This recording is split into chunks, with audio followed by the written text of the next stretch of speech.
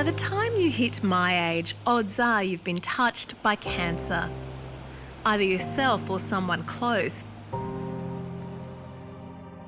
By age 85, every second Australian will develop it.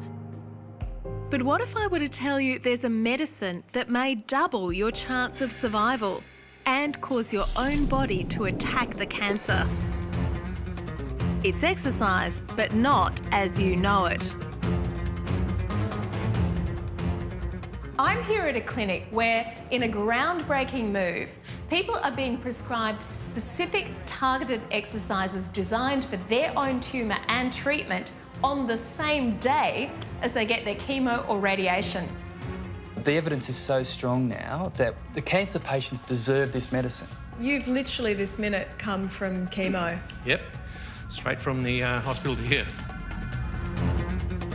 In this program, we'll show you what professionally prescribed exercise is doing for a group of Australians with cancer. It was the best thing I ever did. It made me feel better. I felt better at the end of each session. And presents startling new research that reveals the secret of how it works. The muscles are producing chemicals and they're actually destroying tumour cells. The trial is still ongoing, but the early results are so impressive. The doctors think it will be a game changer.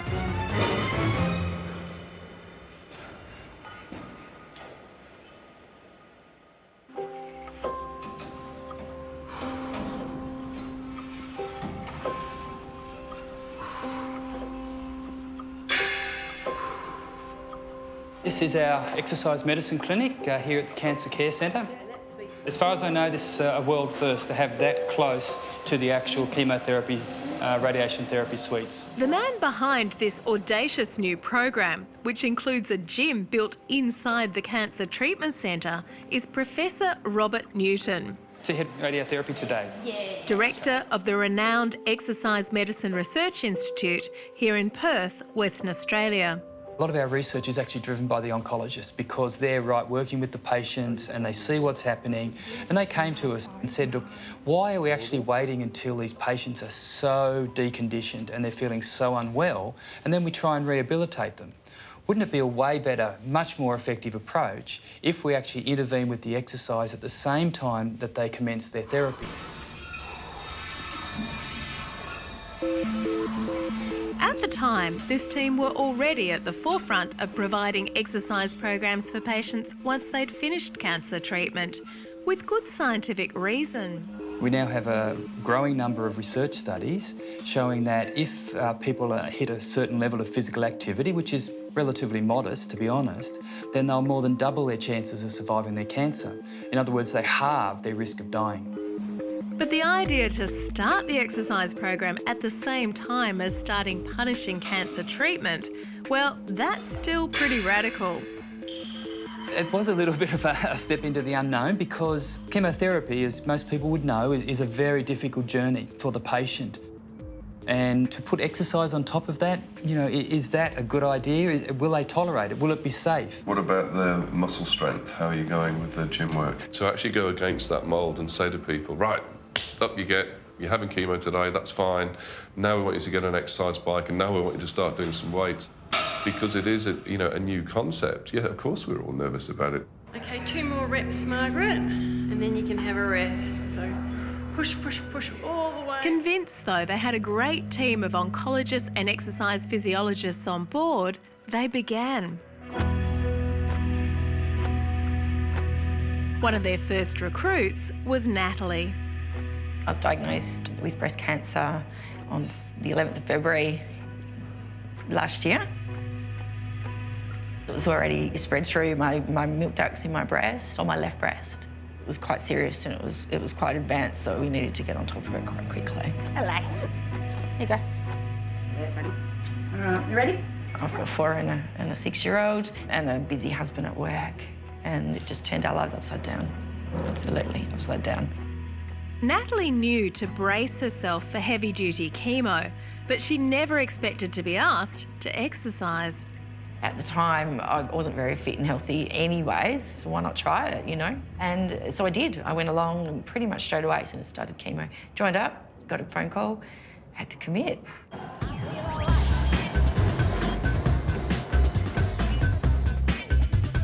It works like this.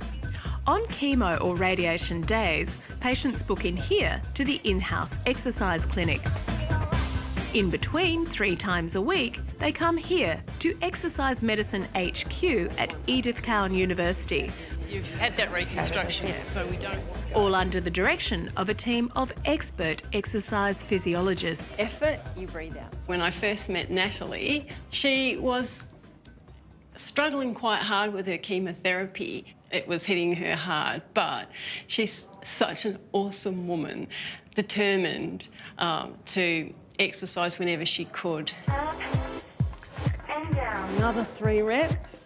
It's the exercise physiologist's job to tailor the program for each cancer patient's special circumstances. Keep that breath going, it's really important. Natalie got some really bad peripheral neuropathy in her feet, so it really hurt to walk. So obviously the treadmill was out of the question, and so we moved her onto a recumbent bike. Still, as Natalie was one of the first, many were understandably nervous about whether it would ultimately prove too much, including Natalie's kids. I didn't think I should do it. They were a bit scared because I looked so frail and I looked so bold and I looked different, and I was getting my gym gear on and dropping them off to school and off I'd go, and they'd, "You're going to gym again, Mum?" After chemo, yeah. But when they'd see me come home still going and not laying on the couch and not having some of those symptoms that typical patients get, I think they could see the benefit. That's it, good.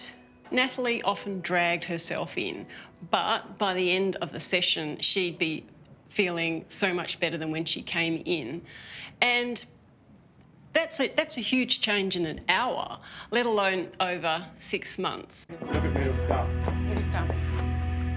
And as time went on, everyone started to see the benefits.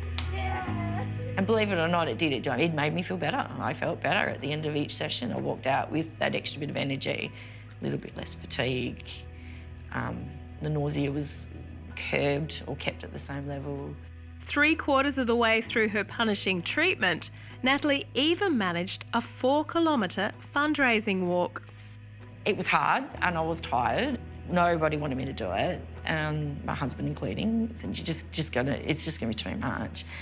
And I just did it, and it was amazing that you could do it. Everyone, including her oncologist, were very surprised with how well Natalie went through her treatments, because she was going through particularly hard chemotherapy regimens to try and kill this cancer. But it wasn't just Natalie who was doing well. I'm probably surprised by how good people's blood counts are. I'm surprised by their well-being, by how well they feel on chemo. Anecdotally, all the patients on the exercise program seem to be getting less of the expected side effects of chemo, particularly less nausea and fatigue. I can be very fatigued, but if I make the effort and have even the walk, then it lifts my energy. It's easy. It's been pretty good, actually. The chemo's not as bad as I thought it was going to be. Come in. This is where our DEXA scanner is. I just want your head at this end here and your feet at that far end, please. But the evidence that blew the clinicians away came from this machine, the DEXA, which was used to track the fat, muscle and bone composition of each of the patients in the trial. So how much decline do you typically see in muscle mass when people go on chemo? Somewhere between 10 and 15%, depending on the length of duration that they're actually undergoing chemotherapy. That's the normal, that's expected. Yet in the 38 patients who've gone through the exercise program, that muscle wastage was almost completely blocked. Some even gained.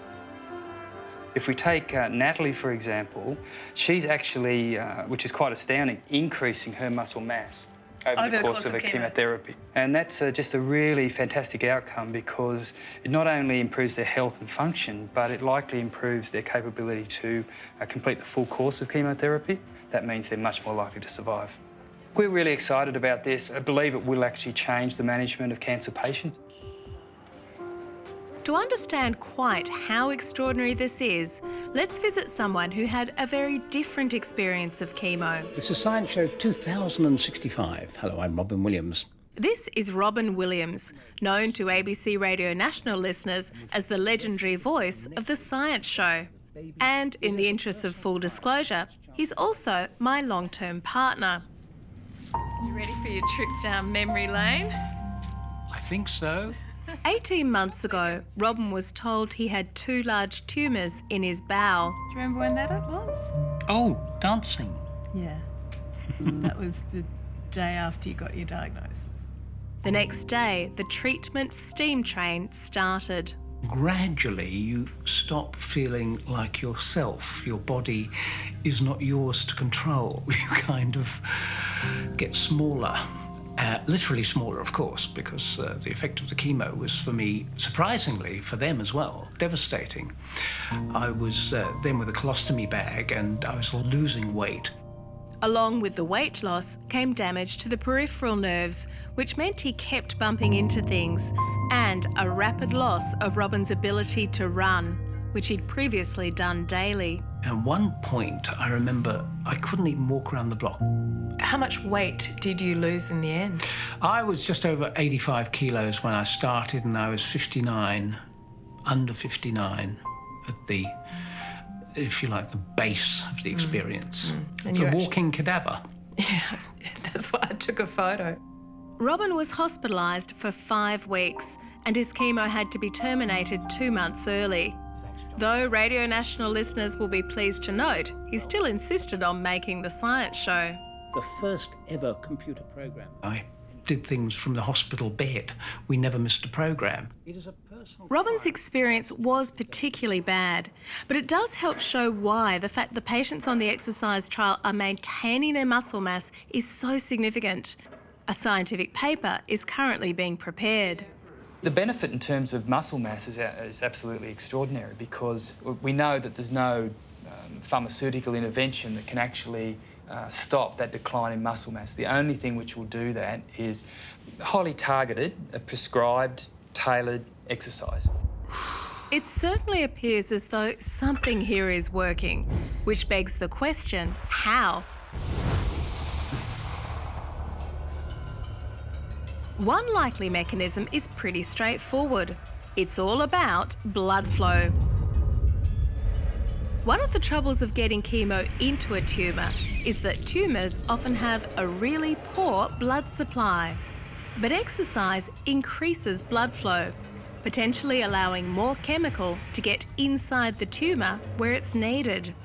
That's why I believe that the greatest effectiveness of exercise is when you actually exercise either immediately before or after the actual session of receiving the chemotherapy. Because either before or after, you're still influencing the circulation of blood into the tumour, so you have to be delivering more of the chemotherapy agent, targeting the specific cancer cells. But the science gets way cooler than that. In the last 3 years, some fascinating discoveries have been made about what exercise does to the immune system. Our bodies are making potential cancer cells all the time, but our immune system regularly finds them and destroys them. Crucial to our tumour defence force are so-called natural killer cells. They're one of the only cell types that can recognise threats generated by our own bodies and call in an attack. It's one of life's great mysteries why some cells slip past our defences and begin to grow. So our own immune system is still one of the best ways to fight the cancer. The trouble with chemo is, at the same time as it's poisoning our tumour cells, it's also wrecking our immune system. Which brings us to a small but remarkable study conducted in Sweden and published in 2013. A group of 10 average healthy young men were exercised on a bike for 60 minutes.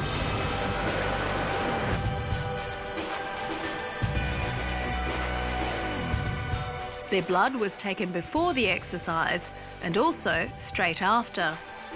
The before and after bloods were then spun down to extract the clear serum, and pored over laboratory lines of prostate cancer cells to see if they would grow. Incredibly, the serum taken straight after exercise suppressed the cancer cell growth by 30%. That particular study is landmark because what it has done is it's woken up the scientific community to say there is something produced during exercise systemically.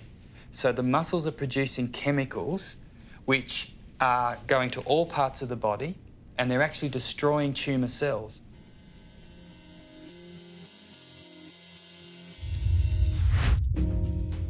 Then, in early 2016, another study in Denmark gave us an even clearer picture of what's going on.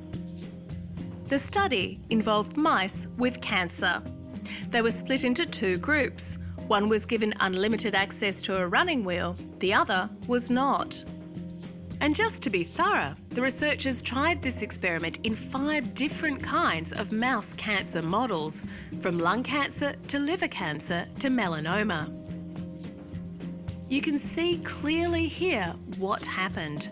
These are from the lung cancer mice. The black stain is cancer. Look at the difference when they've exercised. Across all 5 experiments, exercise reduced tumour growth by 60 to 70%. Then, when they looked inside the tumour cells, they saw this. The tumours of the exercising mice were chock full of natural killer cells. Now that's amazing.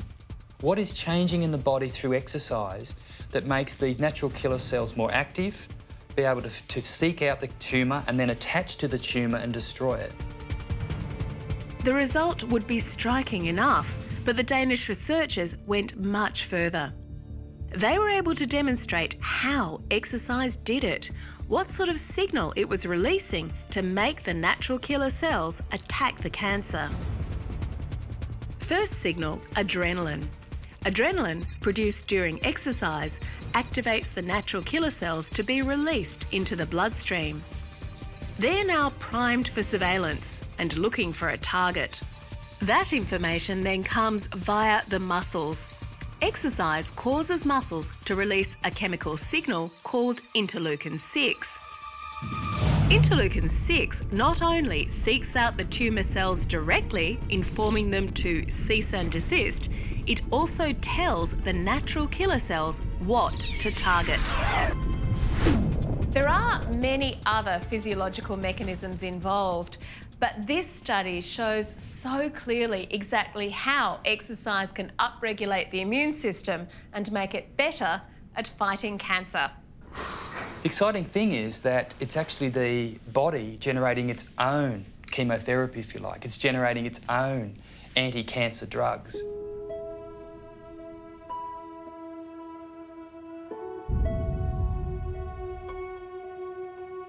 But is all exercise the same, or can some treat specific cancers better than others? Lee has prostate cancer. Well, I was put on an anti-testosterone drug that, of course, depleted my testosterone down to nothing. What normally happens there is, from a man's perspective, you grow boobs, you put on weight, you become lethargic. The problem with anti-androgen therapy, whilst it's fantastic for slowing the progression of prostate cancer, it does have a lot of side effects, and one of the key ones is that it actually causes a dramatic loss of bone. And so these men rapidly become osteoporotic, they develop osteoporosis. So we had to do something to try and address that.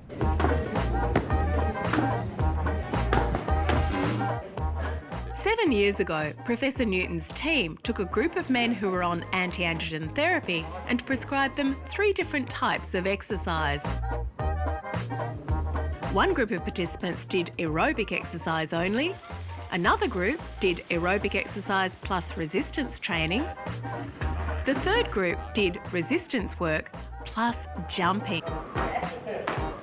Impact training. Lee was assigned this treatment.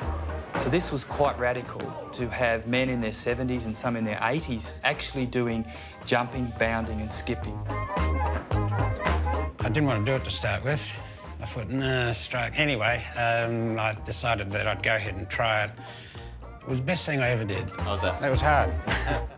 To everyone's surprise, for the men who were doing aerobic and resistance, it didn't help the osteoporosis at all.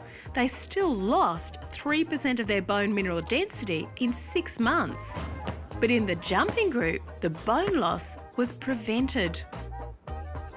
This is actually Lee, so this is his data. And what we see here is bone density is actually improved to 1.170. Legs, then arms. Legs. It gave me a new lease of life. I met a whole bunch of fantastic people. I got healthy, I got fit. Probably the best thing that ever happened to me, getting cancer, as strange as that may sound. It was only the combination of resistance exercise and the impact loading that totally obliterated the bone loss. So that was a world first and an outstanding outcome. It also showed clearly how important it is to know which exercise to prescribe for each condition. The results of this study, presented at the Australasian Prostate Cancer Conference in 2011, were so significant they changed the national guidelines for prostate cancer treatment in the US and Australia. It was so positive. If we hadn't have all gone on that journey, we would never have met and formed And we friendship. would never have gone to the gym. And we would Where are you? As Natalie and her fellow survivors show, it does seem we're on the cusp of a turning point, a shift away from some vague recommendation to exercise toward a more sophisticated, targeted exercise prescription for cancer patients. And while Rob's team will likely be one of the first in the world to publish their findings on exercise during cancer treatment, at least 2 other teams we're aware of in Sweden and Denmark are running similar trials. There are also individual oncologists here who are starting to prescribe it, and more trials are underway of patients with different types and stages of cancer. The evidence is so strong now that the cancer patients deserve this medicine. It's a very powerful medicine. It actually increases their survival and it has no side effects. So what we need now is for actually the medical and health professions to embrace it and actually make it a integral component of the overall management of the cancer patient. Go, mister. Woo! Natalie, having just finally been given the all clear, can only agree. I just know it did. I just know it helped. Helped me bounce back. It helped me get back on my feet quicker too. Yeah, absolutely. It meant everything. Yeah, for my life. Good boy, BB. It is a great result for Natalie. However, at this point, we do need to stress this is a limited and ongoing scientific trial. Anyone with cancer should seek professional medical advice before embarking on an exercise program. I'd advise someone with cancer who'd like to exercise, who doesn't have access to a program such as this, find an exercise physiologist. Let's hold on. When you have cancer, you need an exercise physiologist. They know about the drugs and all the different things that can be going on in your life when you're having serious chemotherapy. And even after chemo is over, exercise can be crucial, as I experienced firsthand last year with my own partner, Robin Williams. This is the day I dragged you into hospital. Ah, not exactly Mr. Atlas, really, is it? Months after his treatment finished, Robin still wasn't recovering from the fatigue and nerve damage, until finally he tracked down an exercise specialist. We there yet? Started his own targeted program and turned things around. That's great. I'm working on rotating it around. When Robin first did this exercise, he was literally falling flat on his face. Weight training, treadmills, you name it. Boxing even. Me. Hadn't done that since I was 13. That's great. Trump. Everyone's cancer experience is different, but appropriate exercise before, during or after treatment seems to substantially improve our odds. And that's 2 months later. The zombie rises. Long may the remission last. Hmm.